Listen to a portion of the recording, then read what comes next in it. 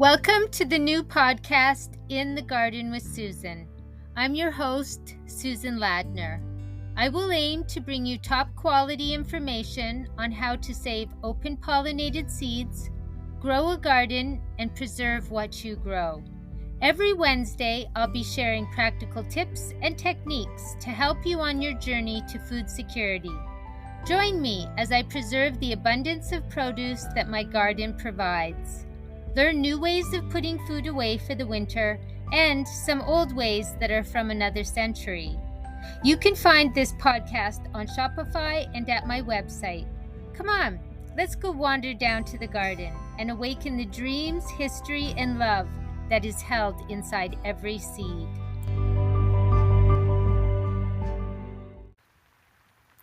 Hello everyone, and welcome to another edition of In the Garden with Susan. And this is take 3 here. I ran out of power on my last recording, and then the first one it just had too many bloopers in it, and I thought let's just end this show and start again.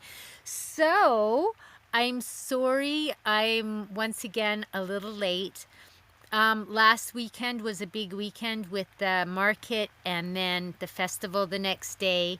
And in the total weekend, I had 5 hours sleep, and it really did a number on me. So it took a few days to recuperate. And then the weather channel kept saying rain was coming. And so I really wanted to fill in some of the open spaces in the garden with I put in some like spinaches and winter lettuces and winter radishes and just an assortment. I've been planting some fall veggies every couple days. As I clear space, I've been putting them in, but I really focused on doing some huge plantings. So I got that all done. And the rain didn't come. So finally last night it arrived in full force. We had quite a storm on our hands last night, and we had almost an inch of rain, which was really lovely. And so today this is going to be the last Flower Power series, maybe for the year. I still have a lot of flowers to talk about. However, I want to start getting into some of the things we can do with the plants we may have in our garden that would be useful for winter or for, any time when certain situations arise.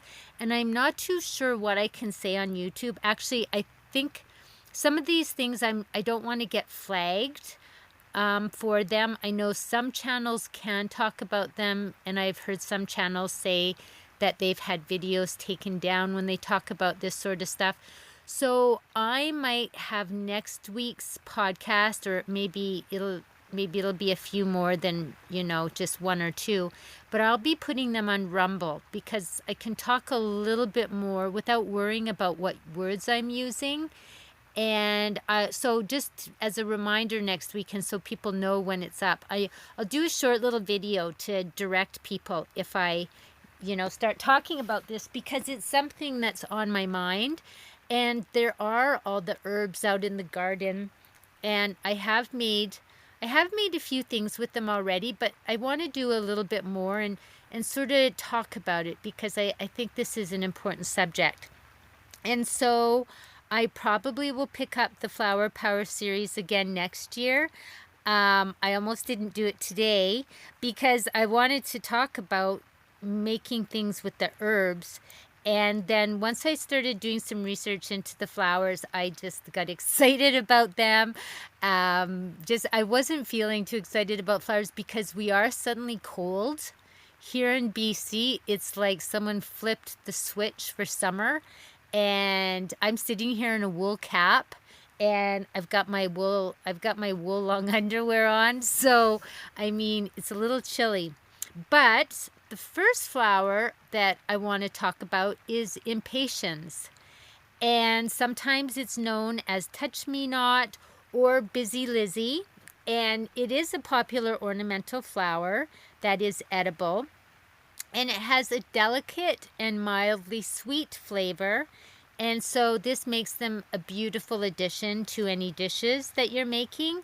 You can use them in salads as usual, just toss them in there. You can use them to garnish cakes, desserts, or cocktails, and their bright colors makes them visually appealing. You can infuse them into a simple syrup by simmering them with sugar and water, and then using that in cocktails, teas, or desserts. And you can also freeze them in as individual flowers in ice cubes. And then these can be added to drinks for a visually striking presentation. And some of the preservation methods are sugar coating. You can crystallize them by brushing the flowers with egg white, or I think aquafaba would work, and then dust them with superfine sugar and let them dry. And then these can be elegant decorations for desserts. And for drying them, they lose some of their vibrant color, but you know, they still could be used if you dry them on the lowest setting, but it's not really recommended. And another good way to preserve them is through infused oils or vinegars, and then you can be adding a subtle floral note to your dishes. And so a recipe I found is the Impatiens flower salad, and you take mixed greens, fresh Impatiens flowers, sliced strawberries, goat cheese or feta, and a light vinaigrette. There is an infused syrup with 1 cup of sugar, 1 cup of water, and half a cup of fresh Impatiens flowers. And then in a small saucepan, you combine the sugar and water.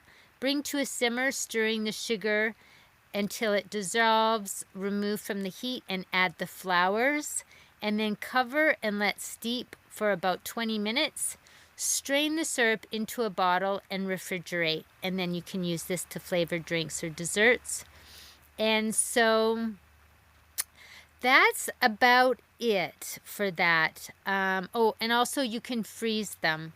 You can lay them in a single layer on a baking sheet, and then once they're frozen, you can transfer them to an airtight container or a freezer bag.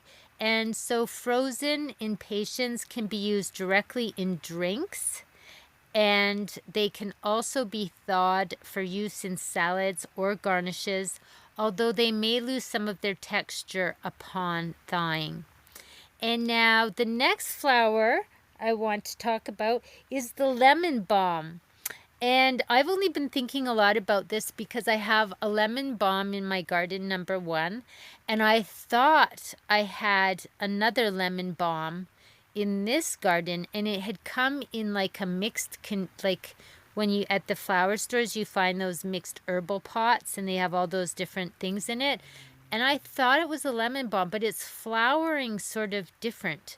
Like the two different plants are flowering differently. So I'm not too sure. So I've been doing some investigating, and while I was doing that, of course, we know that the lemon balm flowers would be edible, and they are small, delicate white and pale yellow, and they have a mild lemony flavor that is similar to the leaves but with a sweeter taste. And so they can be used as a garnish in salads, desserts, and drinks, adding a subtle citrus note and visual appeal. And lemon balm flowers also attract pollinators, which I can attest to that. They're all over those plants. And so while the flowers are edible, they are typically less intense in flavor than the leaves. And so they're mostly used for more of a decoration than a culinary impact. You can flavor sugar with them by taking 1 cup of granulated sugar and 1 to 2 tablespoons of fresh lemon balm flowers, and you mix them into the sugar and let the mixture sit in an airtight container for 1 to 2 weeks to allow the citrusy aroma to infuse the sugar. And you can use it to flavor things that you're baking or for teas. You can also make a lemon balm flower syrup by taking 1 cup of water, 1 cup of sugar, a 1/4 cup of lemon balm flowers, and you combine the water and sugar in a saucepan, bring to a simmer until the sugar dissolves, add the lemon balm flowers, remove from the heat, and steep for 15 to 20 minutes, and then strain and store in a jar. And you can use it in cocktails, lemonade, or over desserts like ice cream or pancakes. And then you can also make a lemon balm flower butter. And you take a 1/2 cup of unsalted butter, softened, 1 to 2 tablespoons of fresh lemon balm flowers, the zest of 1 lemon, a pinch of salt, and mix the softened butter with lemon balm flowers, lemon zest, and salt until well combined. And you can use this butter on toast, scones, or as a topping for grilled chicken or fish. And of course, you can make a lemon balm flower salad garnish. You assemble your salad and then you scatter lemon balm flowers over top.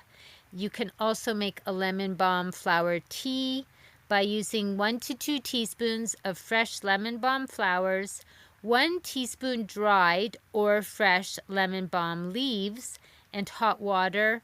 And so you want to steep them in the hot water for 5 to 7 minutes. Strain and sweeten with honey as desired. And this tea has calming properties and a pleasant citrus flavor. And then another recipe I found is lemon balm flour shortbread biscuits. And I'll just leave the recipe down below if anyone's interested in that one. And then for preserving the lemon balm flowers, you can dry them. And then they can be used in tea, or you can also freeze them. And one thing, so I wanted to look, are there different varieties of lemon balm? Because for some reason, I just thought there was just one. And because I'm wondering if I have 2 different kinds of lemon balm in the gardens now, I found that there are some different varieties. There's one that's called citronella, and this variety is prized for its stronger lemon scent and flavor compared to the common lemon balm. And it is especially useful in culinary and aromatic purposes. There's also another one called Aurea, and it is also called the golden lemon balm. And it features variegated green and gold leaves, and it has the same lemony scent and flavor, but it's often grown for its decorative foliage. And then there's one that is called the all gold, and it's known for its bright yellow foliage, and it's more ornamental, but it still carries the characteristic lemon balm aroma. And then there is a lime variety, and it has a slightly different citrus note with a hint of lime in its scent and flavor. And now another flower that I keep looking at in my garden is the fennel, because all my fennel is going to seed. And the fennel flowers are edible, and they are small yellow flowers with a delicate, sweet, and mildly aniseed flavor that is similar to the taste of fennel bulbs and seeds. And they can be used as a garnish in salads, soups, and desserts, or sprinkled over dishes to add a subtle aromatic flavor. And so fennel flowers are often used in culinary applications for their aesthetic appeal and their light, licorice-like taste. They're also popular in pickling and can be added to infuse oils, vinegars, or syrups. And so some of the recipes I found that use fennel flowers is you can do a fennel flower salad garnish, and you can sprinkle fresh fennel flowers over mixed greens, arugula, or citrus salads, and they also pair well with orange, grapefruit, and a light vinaigrette. You can do fennel infused honey. Add a few fresh fennel flower heads to a jar of honey. Let it infuse for a couple of weeks, and the result is a subtly flavored honey that's perfect for drizzling over cheese, yogurt, or toast. You can also do a fennel flower compound butter by mixing finely chopped fennel flowers with softened butter, add a pinch of salt and some lemon zest. And this fragrant butter works well on grilled fish, roast vegetables, or fresh bread. And there's pickles with fennel flowers. You can add the fennel flowers to jars of homemade pickles, whether cucumbers, radishes, or carrots, and the flowers add a floral aniseed note that complements the briny taste. And then there's also fennel flower pesto. And you can blend the fennel flowers with garlic, nuts like almonds or pine nuts, olive oil, and Parmesan cheese for a unique pesto with a light aniseed undertone. And you can serve this with pasta or use it as a spread. And so for preserving the fennel flowers, you can dry them, and you just will hang the flower stalks upside down in a dark, well-ventilated area. And once they're fully dried, gently remove the flowers and store them in an airtight jar. And then these can be used to flavor soups, teas, and spice blends. You can also make fennel flower vinegar and infuse white wine vinegar or apple cider vinegar with fennel flowers by placing a handful of the fresh flowers in a clean jar, cover with vinegar, and let sit in a cool, dark place for 2 to 4 weeks. Strain out the flowers and use the infused vinegar in salad dressings and marinades. And then you can also freeze them for short-term use by placing the fresh flowers in an ice cube tray, cover with water or olive oil, and freeze. And you can use the frozen cubes in soups, stews, or sauces. And you can also make a flavored salt by combining dried fennel flowers with coarse sea salt, store in an airtight container, and use to season meats, vegetables, or roasted potatoes.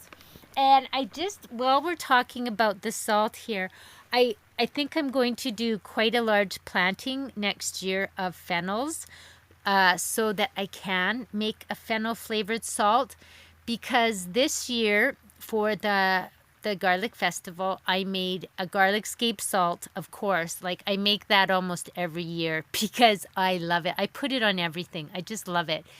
And then my neighbor suggested that I make a horseradish leaf salt. And I did some research on it, and it's quite a thing. And so I went down and I harvested the horseradish leaves off of 2 different plants. I took as much as I could off. And so it is incredible. I'm not sure if any of my listeners here were able to purchase some at the garlic festival. It was quite a hot seller. It was amazing. I was surprised at how well it sold, and I probably should have made more, but I wasn't sure what I was making. And because I use Redmond's real salt and it's such an expensive salt, I didn't want to be wasting it. But that said, I have used the horseradish salt every single day. It's just my favorite. I made grilled zucchini, or not grilled zucchini, fried zucchini. And I put the horseradish salt in there, and wow, it just changed it. I've been putting it on my sandwiches. I've been making tomatoes, cream cheese, and cucumber sandwiches and sprinkling it in there. It's just fantastic. It's such a lovely product. I'm thinking I still have some packages left over. I may be at Silver Star next Saturday from 2 to 5. I'm not sure. I've put in my vendor application. I'm hoping I'll be accepted. I'll have it up there. And then I'm probably going to put it on my website and maybe Etsy. I'll see. So while I'm thinking about that flavored salt, I've been enjoying the horseradish leaf salt. It's very different, but we're going to get into a bit about that here later on. I'm talking about the horseradish flowers. So something, again, you can do with the flavored salts, you can season meats, vegetables, or roasted potatoes. And that will allow you to enjoy the delicate flavor of the fennel flowers throughout the year in a variety of dishes. And now, lovage. I've been thinking about lovage. And so the flowers are edible. And the lovage flowers have a strong celery-like flavor with a hint of anise and parsley. And while the flowers are typically less commonly used than the leaves and seeds, they can be added to bring a unique and aromatic touch to a variety of dishes. And so you can use them as a garnish, sprinkled over soups, salads, or roasted vegetables. You can infuse white wine vinegar or apple cider vinegar with lovage flowers for a herbaceous aromatic vinegar that can be used in dressings and marinades. You can also make a herb butter by mixing chopped lovage flowers into softened butter with salt and lemon zest. And this herb butter pairs well with grilled meats, roasted vegetables, and bread. And you can also make herbed salts by combining finely chopped lovage flowers with coarse sea salt, and the flavored salt can be used to season meats, potatoes, or soups. And that's something else I want to try for next year.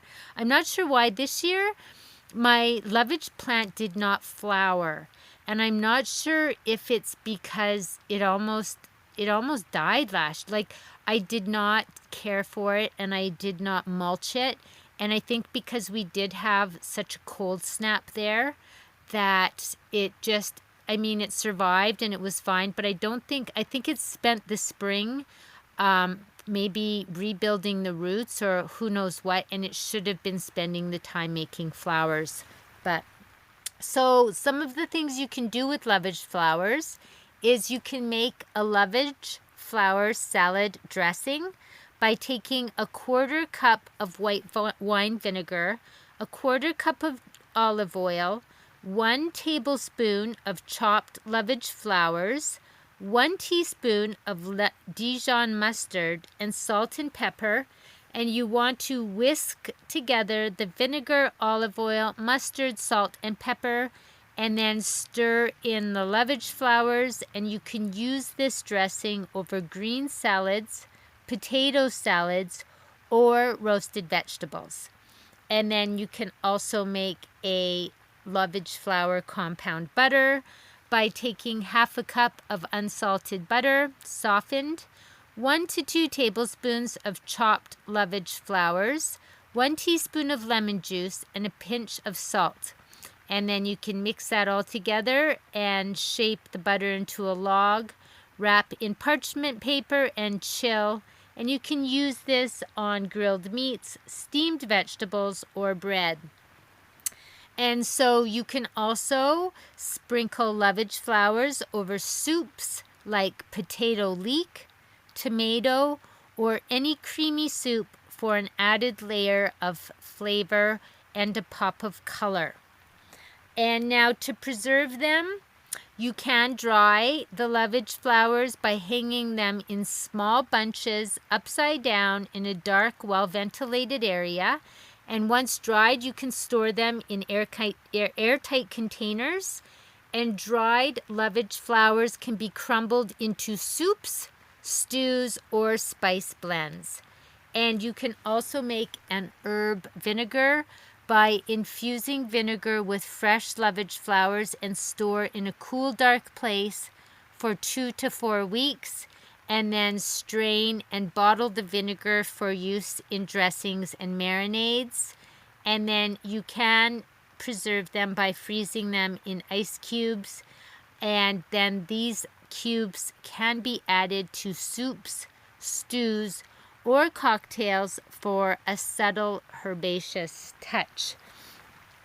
And so that's something interesting. I'm looking forward to next year, because I'm going to take care of my plant this year and to get the flowers. And so while I was thinking about the lovage, and because I've been so into the horseradish this week, well, I shouldn't say horseradish leaves. Like, it's a whole nother ball game. It's not at all like horseradish roots. And so I looked into it, and horseradish flowers are edible. And they're not widely used in cooking, but the flowers have a mild, slightly peppery flavor with a hint of the pungency found in horseradish roots. And they don't have the intense heat of the root, but they can be a unique addition to dishes for a subtle bite. And you can use them in salads. You just sprinkle them over for a mild peppery flavor and visual interest. You can also infuse vinegar with horseradish flowers for a gentle, spicy, and aromatic condiment. You can also use it as a garnish on creamy soups, roasts, or grilled meats. And you can use them to flavor butter or cream cheese by mixing finely chopped flowers into butter or cream cheese for a spread with a slight kick. Now, for preserving them, you can hang small clusters of flowers upside down in a dark, airy space, and once fully dried, store them in an airtight container and use them in spice blends or as a garnish. And then you can infuse white wine vinegar or apple cider vinegar with horseradish flowers for 2 to 4 weeks. Then strain and use the vinegar in dressings or marinades. And you can also place the fresh flowers in ice cube trays, cover with water, and freeze. And then you can use these to add flavor to soups. And so that is a little bit interesting. So while we're here, I just have to talk about the leaves because I really didn't even think about horseradish leaves as edible a few weeks ago. And so some of the ways they can be used. Well, first of all, the flavor is mildly spicy. It's not at all similar to the root. And the young leaves are tender and have a milder taste, while the mature leaves are more robust and can be a bit tougher. And so you can put young, tender horseradish leaves into salads, raw, and this adds a slightly peppery bite similar to arugula or mustard greens. And you can mix them with other greens for a bit of spice. You can also make a pesto by blending horseradish leaves along with other herbs like basil or parsley, and the leaves contribute a unique sharpness that pairs well with the traditional ingredients of garlic, olive oil, nuts, and cheese.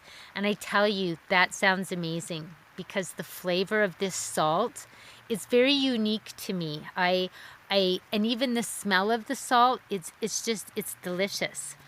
You can also use large horseradish leaves as a wrap for fillings, similar to how grape leaves are used in dolmas, and they can be blanched to soften them before rolling with rice, meat, or vegetable fillings. And you can add chopped horseradish leaves to soups and stews, and they can be used similarly to kale or spinach, and they add a touch of heat to the dish. And horseradish leaves can be used in pickling by adding them to pickling jars along with cucumbers or other vegetables, and this imparts a peppery flavor and also helps to maintain the crispness of pickles. You can saute or stir fry horseradish leaves with garlic and olive oil as you would any other leafy green. And then, of course, you can make a herb butter by finely chopping horseradish leaves and mix them with softened butter, salt, and lemon juice. And this can be used to flavor grilled meats, roast vegetables, or bread. And just some tips for cooking with horseradish leaves. The younger leaves are best for raw applications. The mature leaves are better for suited for cooking, and they are a little bit more tougher and more pungent. And if the leaves are particularly strong, you can blanch them briefly in boiling water to mellow out the flavor before using. And so these leaves offer a versatile, spicy green that can be incorporated into many recipes, bringing flavor to dishes. And so I know that's not an edible flower, but I'm really in love with horseradish leaves. And who knew? It was something that did not even look appealing to me in the past. The next plant I'm going to talk about, it might be a little controversial if it's edible or not. But I love this flower. It's the black-eyed Susan. And it's not commonly thought about as edible, but some parts of the plant are used in traditional medicine and have been used in small quantities in culinary applications.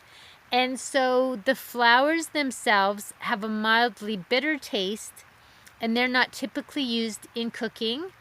But that said, the petals can be used as a garnish in salads or desserts. However, they're not really known for their flavor. And the leaves are quite tough and have a bitter taste, and they are generally not used. And so the seeds are technically edible, but they're not commonly consumed. And so some of the ways they are used in traditional medicine is that they make tea. I don't know how I got in my little thing here. It just got a little bit off. It's primarily the Native American herbal practices. And so the traditional medicinal uses were, for one, an anti-inflammatory. And so the plant has been used in poultices or topical applications to reduce inflammation and treat minor wounds or skin irritations. And as an antimicrobial, extracts or infusions of black-eyed Susans have been used to help treat infections, particularly in traditional remedies for colds and respiratory conditions. Fever reduction, the plant has been used in traditional medicine to help reduce fever, although this is less common today. And digestive health, some traditional practices have been used. They've used black-eyed Susans to aid in digestive issues such as upset stomach or digestive discomfort. And so you can make a tea or an infusion by taking the petals. And so just to mention that the effectiveness, it has not been well documented if this really, how it goes. But I mean, traditional medicine, I mean, there had to be some reason why it's there. So to make a tea, it's very simple. You just, here, I'll give you the little recipe here. You take fresh black-eyed Susan flowers, about 1 to 2 tablespoons of petals per cup, or dried flowers, 1 tablespoon per cup, and your water. And so you harvest and prepare the flowers. Make sure they're clean and free from any pesticides or contaminants. You can also take your dried flowers, bring the water to a boil, and then if you're using fresh flowers, gently tear or cut the petals from the flowers and place them into the tea infuser or directly into your cup or teapot. And if you're using dried flowers, place the dried petals into a tea infuser or directly into your cup or teapot. You steep it for about 5 to 10 minutes, but you can adjust the steeping time based on your taste preference. And then you strain them and you can serve hot, sweetened with honey or a slice of lemon. And so the Black-Eyed Susan flowered tea has a mild flavor that might be slightly earthy or floral. And if you find the taste too strong or bitter, you can blend it with other herbal teas to sweeten it to your liking. And if you have any leftover tea, it can be stored in the refrigerator and consumed within 24 hours. And reheat gently before drinking if desired. So that's a little interesting side note. And now this next one, I've been looking at this flower. This just started flowering for me. And it's the Luffa. And so this plant is primarily known for its fibrous, sponge-like fruits, which are used as a natural scrubber. And so the flowers of the Luffa plant are edible, and they can be used in different ways. It has a mild, somewhat neutral taste, so it is suitable for various dishes where they can absorb other flavors. And they can be used in salads. The flowers can be put for decorative and an edible addition to salads. And they can also be added to stir fries for a touch of color and a mild taste. You can incorporate Luffa flowers into soups or stews where they can add a delicate flavor and visual appeal. And it says here about stuffing them and then make them lightly battered and fried. However, my Luffa flowers don't seem big enough to do that. So I'm not too sure. But yeah, that's just a little bit about what I found on that. So if you've got some Luffa flowers and you want to throw them in your salad, that might be a fun thing to do. And then the last one I want to talk about are tomato flowers. And mostly because I've been topping my tomato plants. Yesterday I found my first tomato hornworm. I'm hoping it's my one and only. Really shocking, these guys. If some people may never have experienced them, but if you ever see like little bits of poop around your tomato plants, take a good look. Yesterday I had to take about 10 minutes, maybe 15, and I had to get right down there on the ground and just be staring and staring. And I was sure that the tomato hornworm had maybe gone somewhere else because I couldn't see it. But it was like, no, there's a lot of like poop here. Like it's got to be. And I just looked and looked and then I saw it. And once you see it, it's so obvious. But it's the tomato flowers. So I was in there thinking about if tomato flowers are edible. They're not commonly consumed, but they have a mild flavor that can be slightly tangy or peppery, and they can add subtle flavor to dishes. So tomato flowers can be used as a garnish for salads, soups, or other dishes for a touch of elegance and color. They can be added to salads. Tomato flowers can also be used to infuse oils or vinegars, adding a mild flavor to these condiments. And so you just want to clean them and you add them fresh into the dish. And so it's just for health considerations, tomato flowers are generally safe to eat in small quantities. So they are not as commonly used as the fruit of the tomato plants, and you just want to go You want to just go small on this one.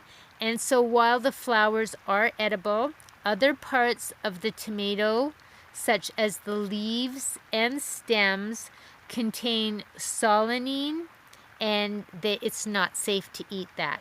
So you want to really just, keep that in mind if you are going to throw a few flowers into something to add some color. So there we have it. I'm a little bit excited. Oh, we've gone a little bit over time. I think I added in too much there.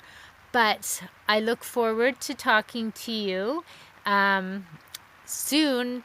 And it's safe for me, some of the things I say in these podcasts, I think I say some of the words which I want to get into talking about next week. So it might be okay to be talking about these, because I do sort of talk about medicinal qualities in some things, and it's been okay.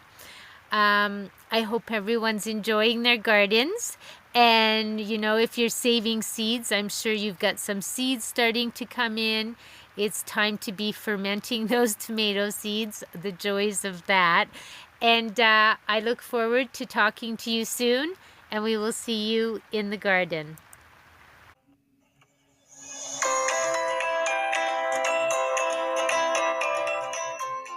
Thank you for joining me for this episode of In the Garden with Susan. I hope you're enjoying the Flower Power series. And as we look at all the different edible flowers, you can find this podcast and others at Spotify, Podchaser, Radio Public. It's on my Rumble channel.